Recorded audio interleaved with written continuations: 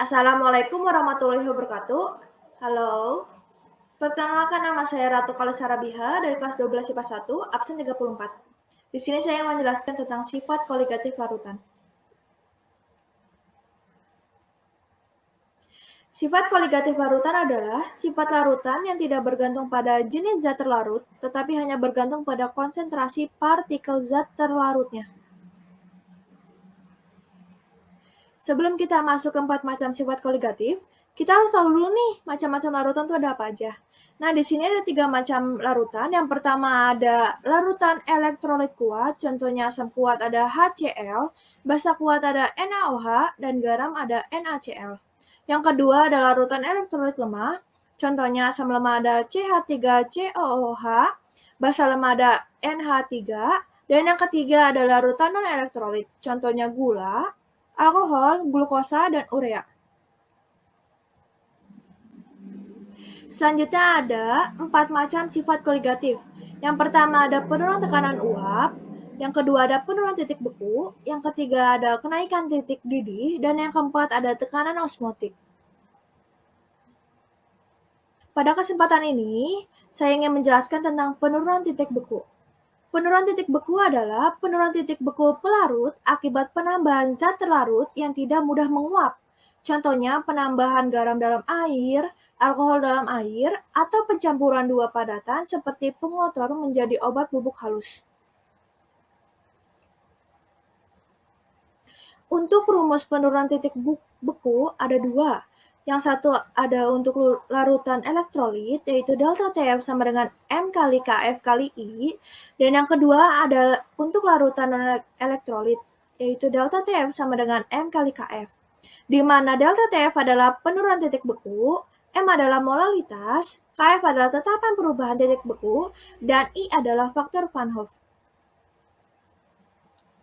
Di sini ada contoh soal, sebanyak 4 gram NaOH MR40 dilarutkan dalam 750 gram air. Jika derajat ionisasi larutan NaOH 75% dan KF air 1,86, maka penurunan titik beku larutan NaOH adalah. Sebelum kita masuk ke rumus, kita harus tahu dulu nih yang berperan sebagai larutan dan pelarut itu yang mana. Nah, di soal ini yang berperan sebagai larutan adalah NaOH dengan gramnya 4 gram, R yang 40, dan derajat ionisasinya adalah 75%. Dan yang berperan sebagai pelarut di sini adalah air, gramnya ada 750, KF-nya ada 1,86. Nah, NaOH jika diuraikan di dalam air menjadi Na plus dan OH-, maka jumlah ion atau N-nya adalah 2. Dan untuk derajat ionisasinya dari 75% diurai menjadi 75/100 menjadi 0,75. Nah, selanjutnya kita mencari nilai faktor Van Hoff-nya. Dengan rumus 1 plus N-1 kali A. 1 plus 2 min 1 dikali 0,75 sama dengan 1,75. Selanjutnya kita masukkan ke dalam rumus. Delta TF sama dengan M kali KF kali I. Sama dengan gram NaOH per MR NaOH dikali 1000 per gram pelarut dikali KF kali I. Sama dengan 4/40 kali 1000 per 750 dikali 1,86 dikali 1,75. 134 derajat Celcius. Nah, berarti penurunan titik beku NaOH sebesar 0,434 derajat Celcius.